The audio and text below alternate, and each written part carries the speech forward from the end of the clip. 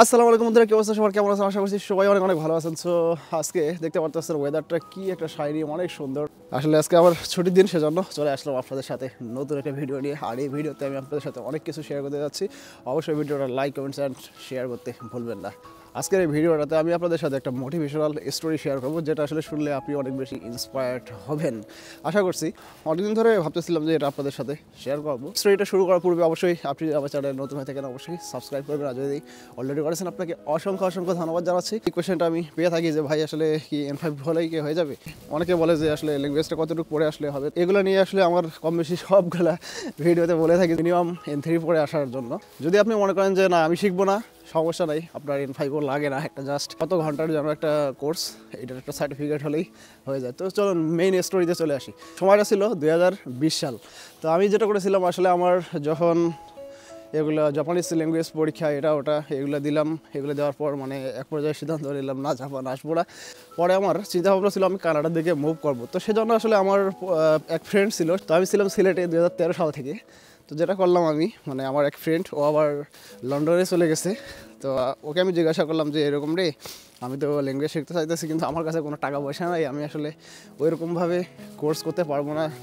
তুই যেখান থেকে করেছিস সেই টিচারকে যদি একটু রিকোয়েস্ট করিস। পরে আমি ছিলাম ঢাকায়, আমি স্যারকে খুব রিকোয়েস্ট করলাম যে স্যার দেখেন আমার খুব আগ্রহ, আপনি আমাকে একটু যদি সুযোগ দেন। আর আমার কাছে বর্তমানে কিন্তু মানে আপনার যে কোর্স ফি এটা দেওয়ার মতো আমার পকেটে কিন্তু কোনো টাকা নাই। আমি আমার সর্বোচ্চ লেভেল থেকে দেওয়ার চেষ্টা করবো, যতটুকু দিতে পারি, কিন্তু আপনার সাথে কোনো আমি চুক্তিতে যেতে পারবো না, কারণ আমার কাছে বর্তমানে সেই সাপোর্টটা দেওয়ার মতো নাই। কারণ বর্তমানে আমার কাছে যথেষ্ট অ্যামাউন্ট নাই, অ্যাডমিশন এটা ওটা সব কিছুতে চলে গেছে। স্যার অনেক ভালো। আমি যেটাতে ভর্তি হয়েছিলাম সেই যে কোচিং সেন্টারটা, সেই কোচিং সেন্টারটা এমন একটা কোচিং সেন্টার ছিল যেখানে আসলে বলা যায় যে যারা আসলে নিজের নামটাও লিখতে পারে না এবং একটা কোনো সাইনও দিতে পারে না, তাদেরকেও স্যার একবারে দেখা যাচ্ছে যে আইএলসে ভালো একটা স্কোর পর্যন্ত এনে দেয়, মানে এত সুন্দর করে ওনার পুরানো সিস্টেমটা। তারপর উনি আমাকে যেটা বললো যে সমস্যা নাই, আমি তোমাকে যেভাবে গাইডলাইন দিচ্ছি তুমি এভাবে ফলো করো।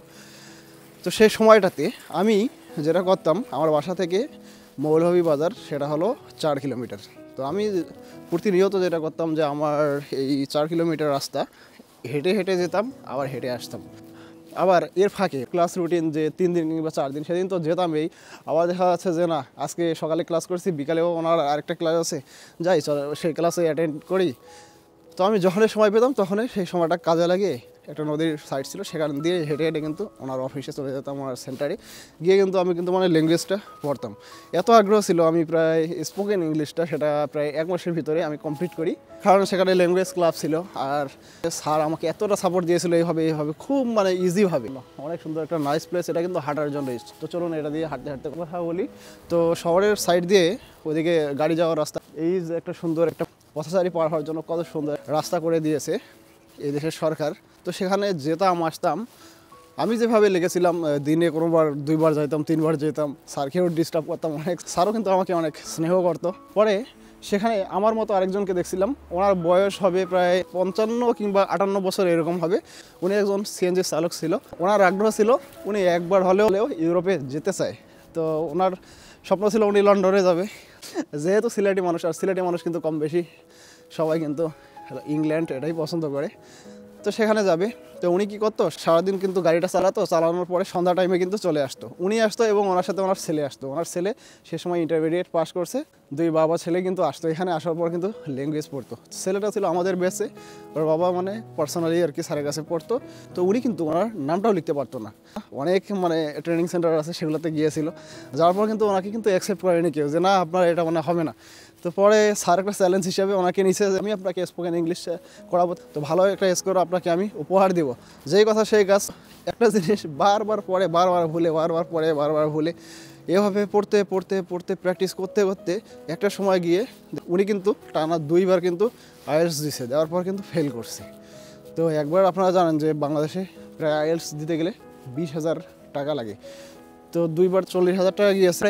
থার্ড টাইম যখন দিল, থার্ড টাইম কিন্তু হলো না, আবার এভাবে কিন্তু চতুর্থবারের উনি কিন্তু আইএলটিএস 5.0 পেয়ে গেল। আল্লাহর কি অশেষ মহিমা।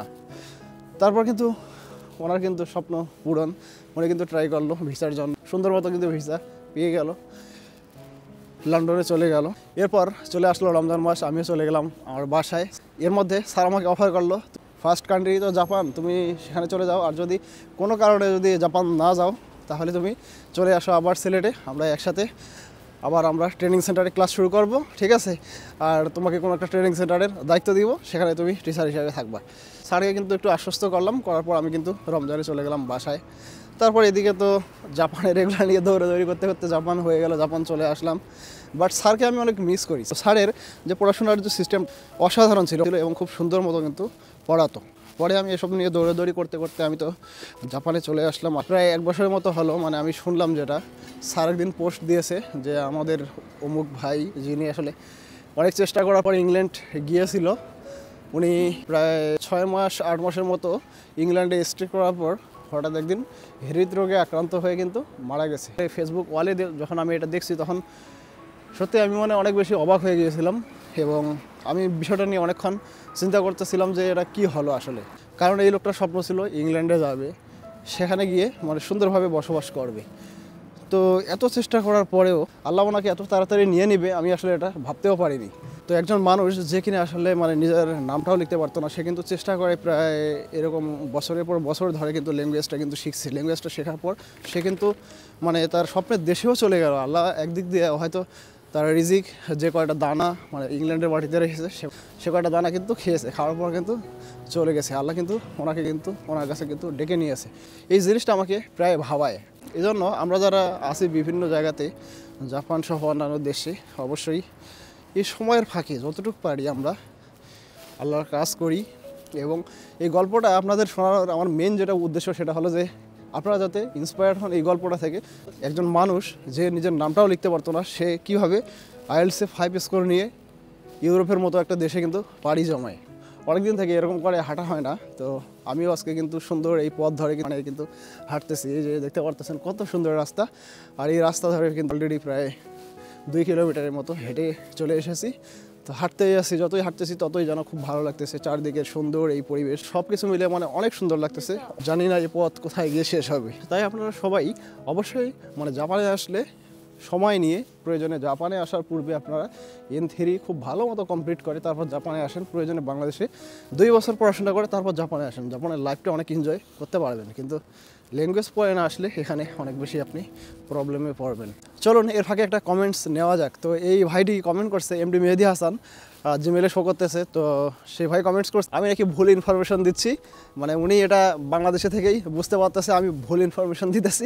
আমি যখন চ্যানেল আমার স্টার্ট করি তখন থেকে কিন্তু জাপানে যারা আছে এবং কম বেশি সবাই কিন্তু আমাকে ফলো করে এবং সবাই কিন্তু শুরুর দিকে আমার অনেক কিন্তু যখন আমি চ্যানেল স্টার্ট করি তখন আমার অনেক কিছু মিস্টেক ছিল, যেগুলো কিন্তু তারা কিন্তু আমাকে ধরিয়ে দিয়েছিল এবং আমি কিন্তু পরবর্তীতে সেগুলো কিন্তু সংশোধন করে নিয়েছিলাম, যেটার কারণে আসলে তাদের কাছে চিরকৃতজ্ঞ। আর আমি কোনো মিস ইনফরমেশন দিই না, সেটা আপনাকে জানিয়ে রাখি। আমি যেগুলো ইনফরমেশন দিয়ে থাকি একবারে অথেন্টিক। আর এই ইনফরমেশনটা আমার অনেকগুলো ফ্রেন্ড, আমরা একসাথে জাপানের টেকনিক্যাল ইন্টারনেটের জন্য কিন্তু ট্রেনিং করেছিলাম, তাদের থেকে ইনফরমেশন নিয়েই কিন্তু বলা। তো অবশ্যই টেকনিক্যাল ইন্টারনেট কিন্তু জাপানে আসলে আপনি কিন্তু 1 লাখ টাকা মিনিমাম কিন্তু এটা কিন্তু আপনি সেভ করতে পারবেন।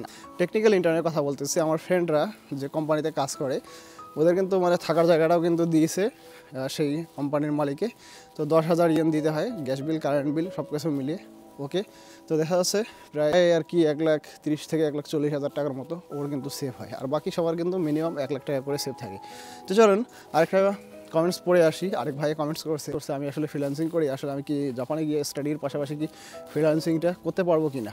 তো দেখেন বন্ধুরা, ফ্রিল্যান্সিং যারা করেন, তারপর যারা IT নিয়ে কাজ পারেন, এগুলো নিয়ে আসলে আমার অনেক আগে যখন আমি চ্যানেল স্টার্ট করি তখন ভিডিও মেক করা আছে। আসলে কোনো কিছুর জন্য আপনি আগে আমার চ্যানেলে একটু সার্চ করবেন, অবশ্যই সেটা নিয়ে ভিডিও মেক করা আছে। আর এখন তো এমন শুরু হয়ে গেছে, ইউটিউবে দেখা যায় যে বিভিন্নজন নিজের ভিতর ইউনিক কোনো চিন্তাভাবনা নাই, অন্যরা ভিডিও মেক করছে সেমভাবে কিন্তু ভিডিও মেক করতেছে, জাস্ট অন্যের আইডিয়া চুরি করে। তো যাই হোক, এখানে বলার কিছু নেই। আপনি যদি ফ্রিল্যান্সিং করে থাকেন, আপনার বেতন কত আছে? আপনার বেতন যদি 1,20,000-এর উপর থাকে তাহলে কিন্তু আপনি জাপানে কিন্তু কোনো পার্ট টাইম না করে, পড়াশোনা করে আপনি কিন্তু ফ্রিল্যান্সিং করে পড়াশোনা চালিয়ে নিতে পারবেন। আপনি ফ্রিল্যান্সিং করেন কোন সেক্টরে এবং আপনার যদি গ্র্যাজুয়েশন থাকে তাহলে কিন্তু আপনি কিন্তু জাপানের যে বিভিন্ন কোম্পানিগুলো রয়েছে আপনার ক্যাটাগরি রিলেটেড সেই কোম্পানিগুলোর সাথে কিন্তু কথাবার্তা বলে আপনি কিন্তু তাদের সাথে একটা ইন্টারভিউ দিয়ে ফুল টাইম জবে যেতে পারেন। অনেক কঠিন কিছু না, আপনি কিন্তু এটা করতে পারবেন। বাংলাদেশে অবশ্যই আপনারা যারা অনেক ফ্রিল্যান্সার রয়েছেন আসলে চান যে একটা উন্নত দেশে থাকবো, চলে আসতে পারেন, সমস্যা নেই। বাট এখানে একটা প্রবলেম হলো কি, আমাদের দেশে আমরা যদি 50,000 টাকা মাসে ইনকাম করি তাহলে কিন্তু সেটা দিয়ে কিন্তু আমাদের দেশে যেহেতু খরচ কম সব কিছু মিলিয়ে, তো সেটা দিয়ে কিন্তু চলে যায়। কিন্তু জাপানে এখানে জাস্ট লিভিং কস্ট হয় প্রতি মাসে, যেমন টোকিওতে 80,000 থেকে 90,000 ইয়েন এরকম কিন্তু চলে যায়। দেখা যাচ্ছে যে আপনার কিন্তু ওই অ্যামাউন্টে কিন্তু বাংলাদেশে থাকাই অনেক ভালো। তো আপনার যদি ইনকাম অনেক বেশি থাকে, যে না আমি অনেক কিছু সুযোগ সুবিধা পাচ্ছি না, সেক্ষেত্রে কিন্তু আপনি কিন্তু জাপানে কিন্তু আসতে পারেন। ভিডিওটা লাস্ট পর্যন্ত দেখার জন্য অসংখ্য ধন্যবাদ জানাচ্ছি। তো দেখা হবে নেক্সট ব্লগে, সে পর্যন্ত সবাই ভালো থাকবেন, সুস্থ থাকবেন। আজকে বিদায় নিচ্ছি, আল্লাহ হাফেজ।